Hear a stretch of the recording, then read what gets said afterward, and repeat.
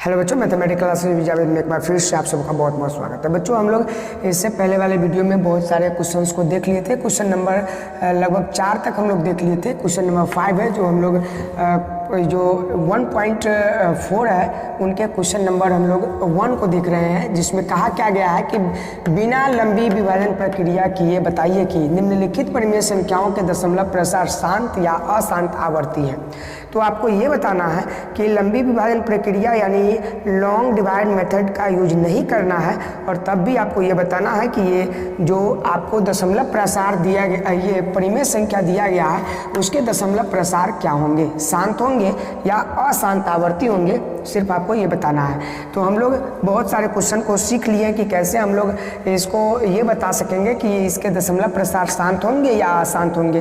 तो चलिए हम लोग जल्दी जल्दी और भी जितने क्वेश्चन हैं उसको सॉल्व करते हैं। हम लोग सीख लिए। अगर आप नहीं सीखे हैं तो इसके पार्ट 1 को देखिए, जहां 1 से 4 तक का क्वेश्चन सॉल्व किया गया, उसमें बहुत ही बेसिकली मैंने बताया है।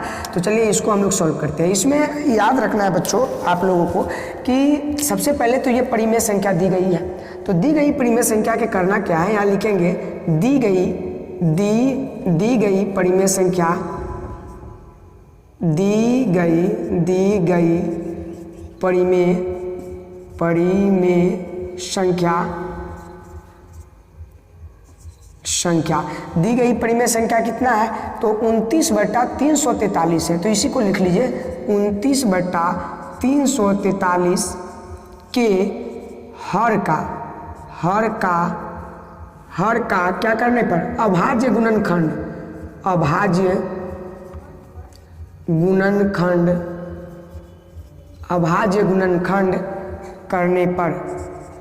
करने पर बस इसको आपके जो भी क्वेश्चंस है उसमें सिर्फ नीचे वाले यानी हर को देखना है। हर कितना कहता है, तो 343 है।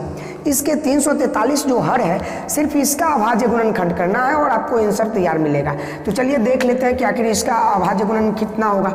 तो हम अगर यहाँ से बात करें, इसको अभाज्य गुणनखंड करते हैं 343 को, तो ये कितना से, ये 7 से अगर डिवाइड करते हैं इसको, देखिए क्यों 7 से किया, क्योंकि ये 2 से तो डिवाइड होगा नहीं, क्योंकि लास्ट में क्या है 3 है। और मैंने क्यों डिवाइड नहीं होगा इसकी तरीका को मैंने इससे पहले वाले पार्ट में बताया है, क्योंकि ये लास्ट वाले अंक अगर डिवाइड नहीं होते हैं 2 से, तो कोई भी संख्या ऐसा नहीं होगा जो 2 से इसको डिवाइड करेगा। ठीक है, तो 3 से अब चेक करते हैं। 3 से चेक करने का क्या रूल्स है, तो इस सभी संख्याओं को जोड़ लीजिए। अगर वो 3 के टेबल में आएगा तो वो 3 से डिवाइड होगा, वरना नहीं होगा। तो ये 4 3 7 और 7 3 10, 3 के पारा में 10 नहीं आता, इसलिए डिवाइड नहीं होगा। तो अब कौन बचा, 3 के बाद 5 तो होगा ही नहीं, क्योंकि 5 का रूल्स कहता है जिसके लास्ट वाले अंक 0 हो या 5 हो तभी वो संख्या 5 से डिवाइड होगा, अन्यथा वो भी नहीं होगा।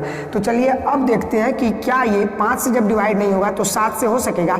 7 से काटिए इसको। अगर 7 का पारा पढ़ेंगे, 7 चौका 28, इससे 28 गया, 6 बच्चा और 6 यहाँ आ जाएगा 63 हो जाएगा, और 7 8 56 और 7 9 63, यानी ये 9 मतलब कट जाएगा।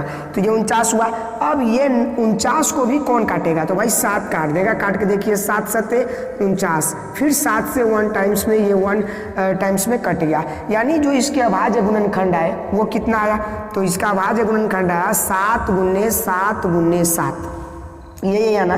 तो ये 7 × 7 × 7 को हम क्या लिख सकते हैं, ऐसे 7 के पावर 3 ऐसा लिख सकते हैं। 7 के पावर 3 बिल्कुल लिख सकते हैं। तो चलिए अब इस 7 के पावर 3 जो आपका आया है उसको हम लोग देखते हैं कि इसको अब करना क्या है। 7 के पावर 3 जो आपके, देखिए 3 7 है, इसलिए मैंने 7 के पावर 3 को लगाया। अब यहाँ पे मैं इसका आंसर लिखने का कोशिश कर रहा हूँ, यहाँ ये बॉक्स में, क्योंकि नीचे आपको दिखाई नहीं देगा।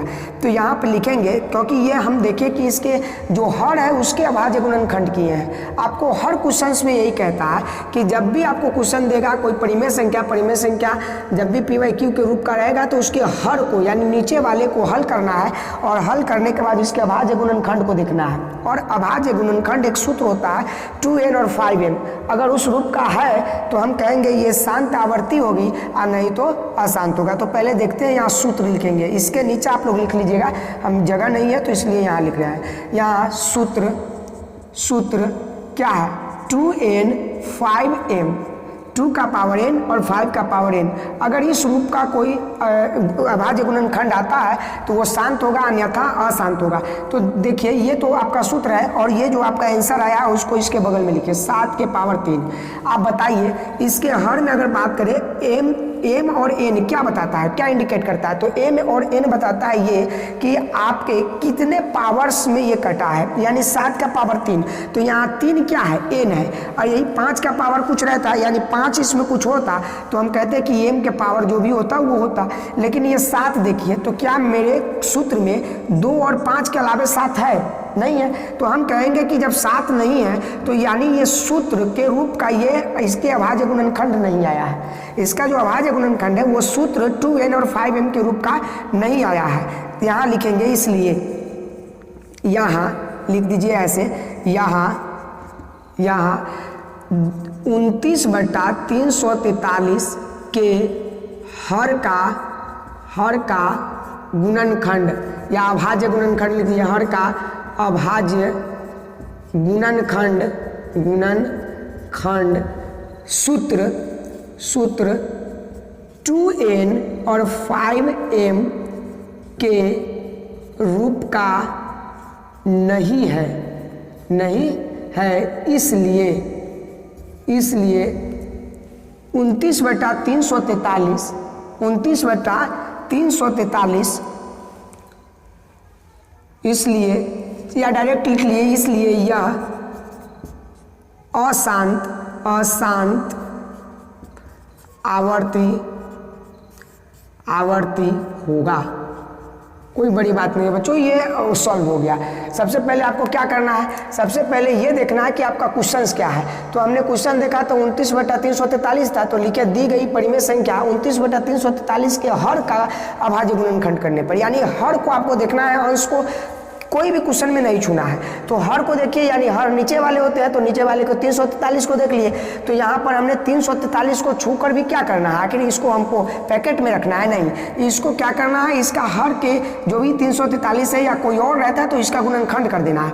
तो गुणनखंड करिए, मैंने 7 से यहाँ गुणनखंड किया तो 7 से 49 ये कट के यहाँ 7 आया, और ये जब मैंने इसका गुणनखंड देखा तो 7 के पावर 3 आया। मेरा जो क्लियरली रिजल्ट है वो 7 के पावर 3 है।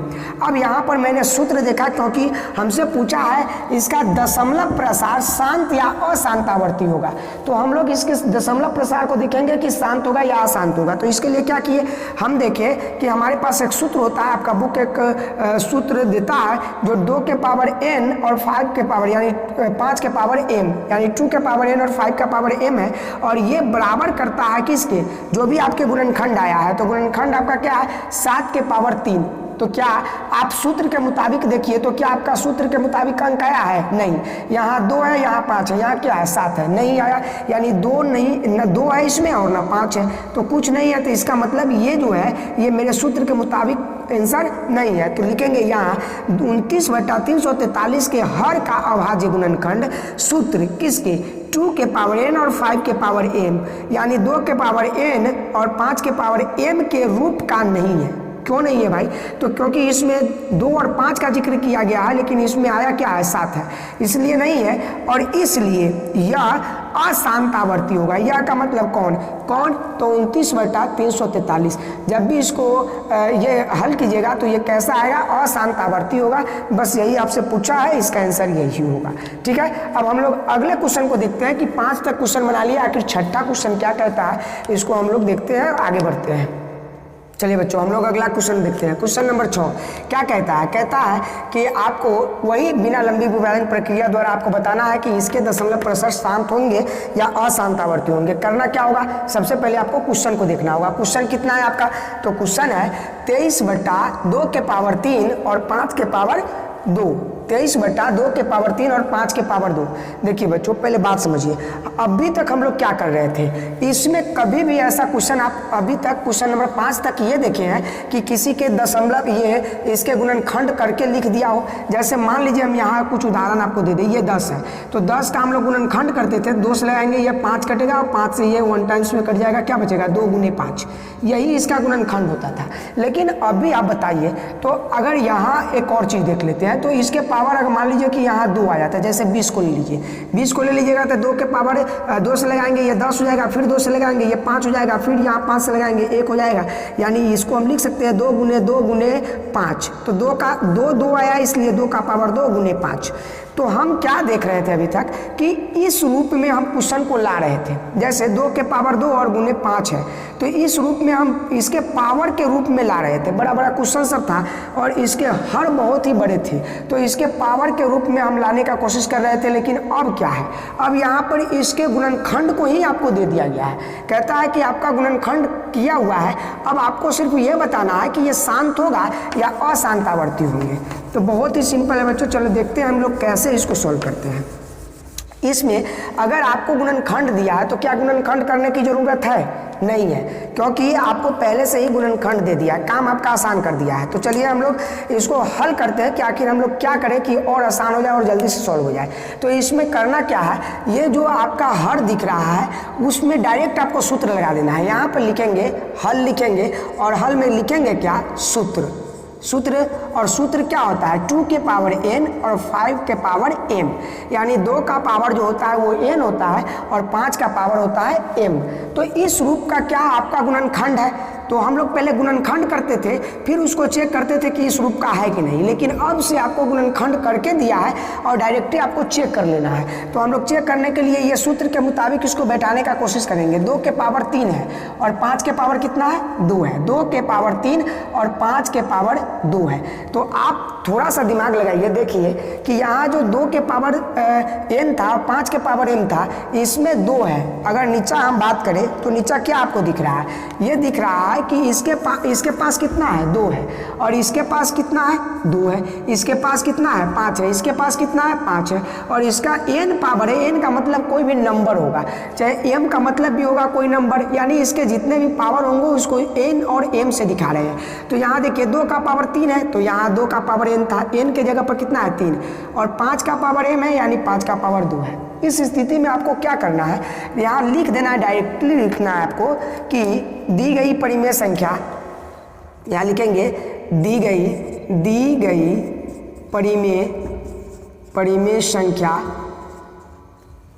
परिमेय संख्या। कौन है परिमेय संख्या? तो यहाँ 23 और बट्टा में क्या है? 22 में 2 का पावर 3 और 5 का पावर 2 है।